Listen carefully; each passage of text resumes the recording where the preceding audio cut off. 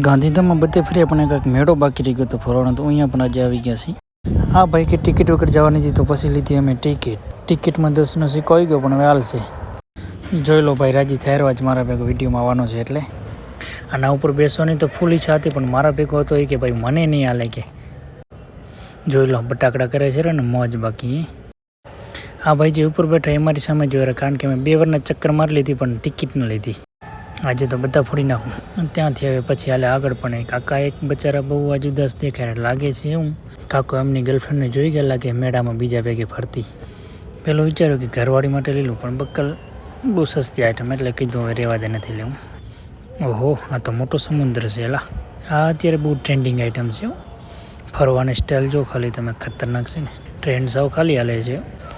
આ કાકો એમ વિચારે છે કે આ હવે તો સારું મારા કને, પણ અમે આવે છે અહીંયા વિડીયો બનાવવા. મેળામાં આવે છે તો થોડાક ફોટા લઈ લઈને સ્ટોરી રાખવા માટે, તો પછી લઈ લીધા ફોટા. હા વિડીયો બનાવે છે હો બાકી છોકરી. હા ભાઈ કહે છે કે ભલે અમે જઈએ ઘર ભેગી ના થઈ.